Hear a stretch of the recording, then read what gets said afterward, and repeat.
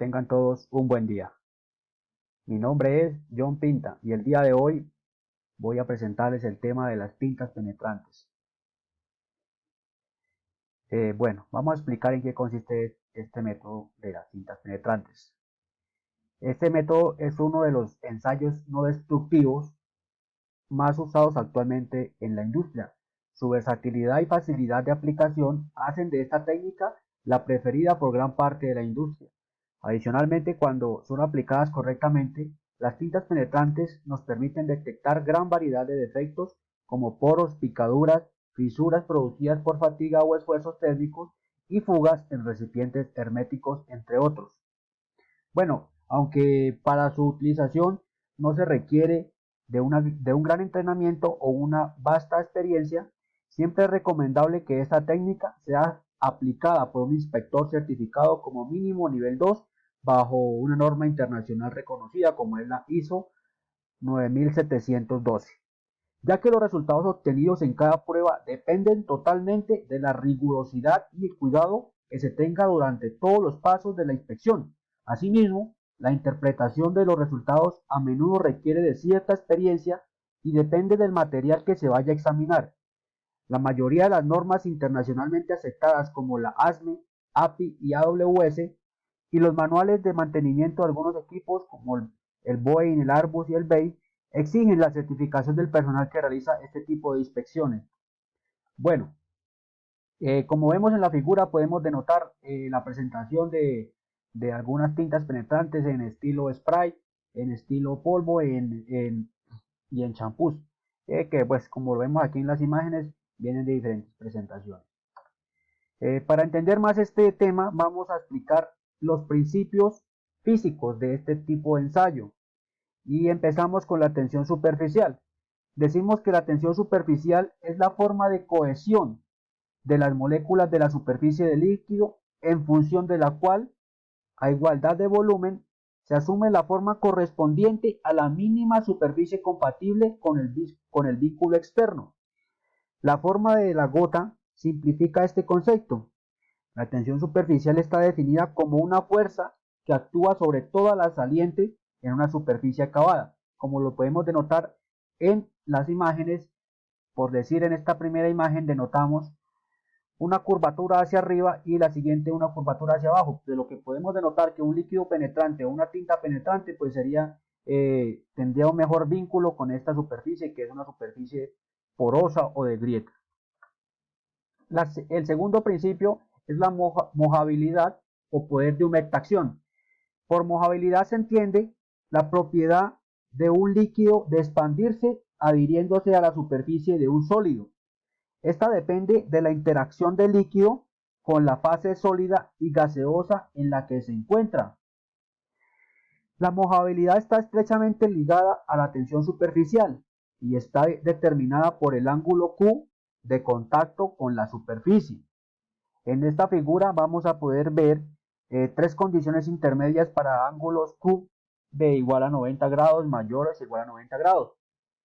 Por ejemplo, en esta miramos una buena mojabilidad y en las siguientes mojabilidad pobre, y esto depende básicamente del ángulo Q. Y la siguiente principio físico es la capilaridad. Se ha visto que la superficie de un líquido contenido en un recipiente presenta cierta curvatura en las fronteras del líquido y las paredes sólidas del recipiente. Sobre esto, de la superficie conserva una forma plana, pero si el tamaño total de la superficie es pequeño, toda la superficie del líquido sentirá la influencia de las paredes y este aparece curvo en toda su extensión. En este caso, cuando las dimensiones del recipiente en el que se encuentra el líquido, en el caso más general, si la distancia entre las superficies limitantes del líquido es comparable al radio de curvatura de su superficie, a estos recipientes se los llamará capilares. El desnivel obtenido podrá ser positivo o negativo según el ángulo de contacto y la mojabilidad del líquido. Como vemos, cada uno de esos principios depende el uno del otro. Y bueno, en estas imágenes vamos a poder denotar a qué se refiere con el ángulo de capilaridad y su función para ello. Como por ejemplo, en los ángulos menores de 90 grados ángulos mayores igual 90 grados y los ángulos mayores de 90 grados. Bueno, para continuar vamos a denotar la clasificación de los líquidos penetrantes según la norma Irán CNA y la 500.001 de 1986. De esta clasificación la tenemos por color y por solubilidad. Dentro de color tenemos los lavables con agua, que tiene tres clasificaciones en solubilidad, que son lavables con agua, postemulsificables y removibles con solvente, al igual que el penetrante coloreado y, para finalizar, el penetrante de uso dual, que tenemos la misma clasificación por solubilidad. También tenemos la clasificación de los líquidos penetrantes según los removedores y según los reveladores. Según los removedores tenemos tres grupos o en tres clases. La primera son removedores con agua, la segunda son los emulsionantes, de cuales se desclasifican los de base oleosa y los de base acuosa, y los terceros serían los disolventes. Como reveladores tenemos los polvos secos, las dispersiones y soluciones acuosas, que pueden definirse o dispersarse en la dispersión de polvo en agua y en la solución de polvo en agua. Bueno, vamos a entender cómo actúa en la detención de la discontinuidad de las tintas penetrantes. Bueno, el ensayo de tintas penetrantes se utiliza como principio básico de acción la capilaridad, que ya mencionamos anteriormente.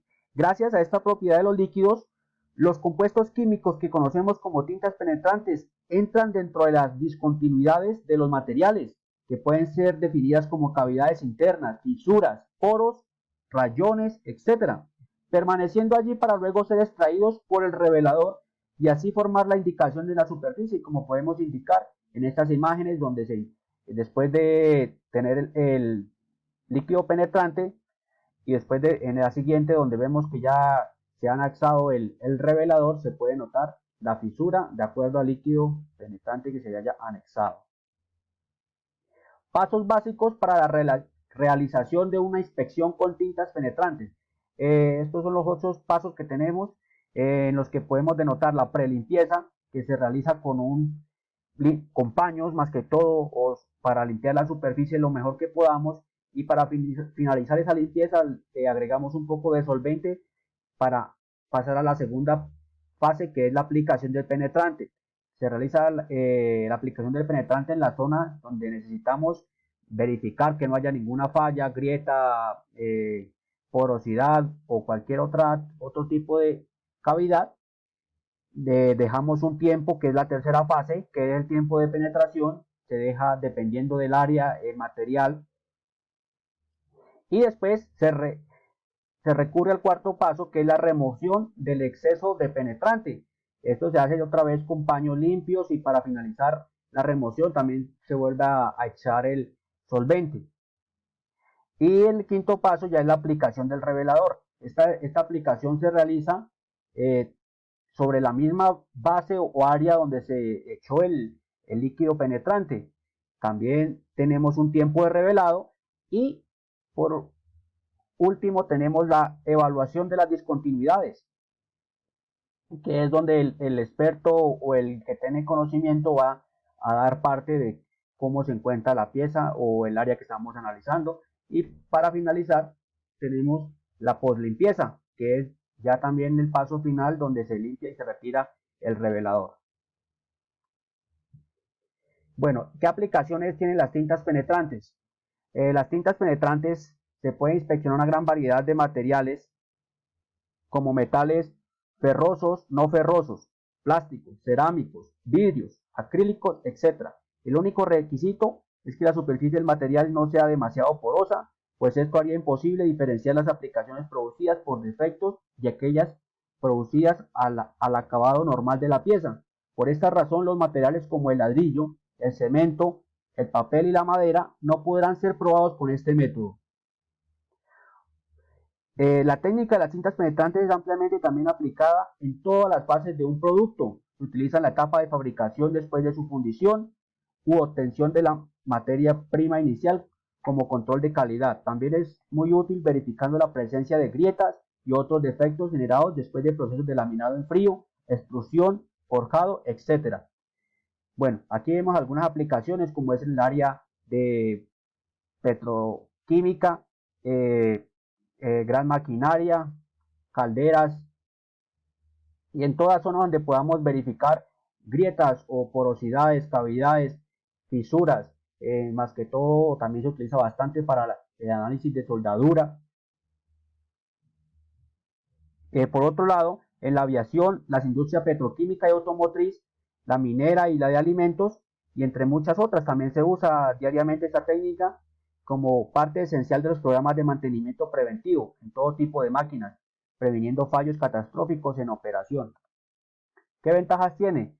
Pues la ventaja de usar este tipo de pruebas es el incremento de fiabilidad de los productos, mejoran los procesos de fabricación, ya que al identificar problemas en tiempo permite corregirlos, reducción de costos, gracias a la disminución del número de devolución de productos y reprocesos, la mejora de la calidad en general.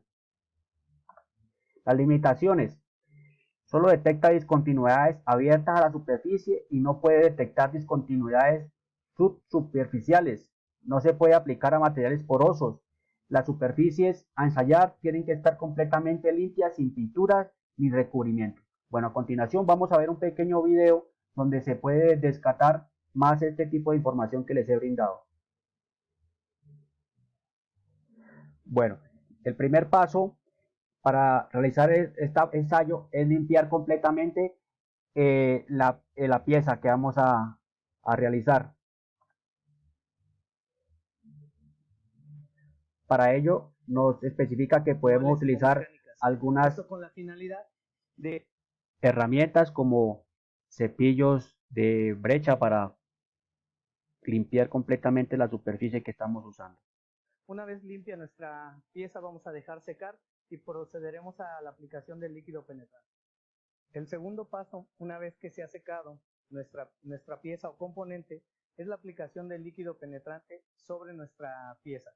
La aplicación del líquido penetrante debe ser sobre nuestro cordón de soldadura y 1 pulgada adyacente a lo que sería el área de interés en el caso de soldaduras. En el caso de algún otro componente buscaremos que esta aplicación sea de forma uniforme. También dice ACTM 165 que no debemos cubrir el área, saturarla o que queden aglomeraciones del líquido. La remoción del exceso de penetrante se llevará a cabo después de que el tiempo de penetración sea el adecuado para cada tipo de discontinuidad. Hay que recordar que entre más pequeña, más tiempo se llevará el tiempo de penetración, así como también la temperatura del componente. Para realizar la remoción vamos a tomar un paño seco y remover el exceso. Esto con la finalidad de quitar todo el líquido que puede estar en la superficie de forma visible. Esta parte también es fundamental, ya que de ello dependerá obtener muy buenos resultados. Y humedecer un paño, no empapar, sino solo humedecer. Esto con la finalidad de nuevamente quitar el exceso que pudiera estar sobre el cordón de soldadura o sobre nuestro componente o en el área de interés que nosotros queremos realizar. Un consejo o un tip para esta aplicación es no volver a usar la parte del paño que ya pasamos y realizar la limpieza en un solo sentido. Esto con la finalidad de no volver a colocar líquido penetrante sobre la pieza que ya hemos limpiado. Una vez que hemos realizado nuestra limpieza, ahora aplicaremos nuestro revelador.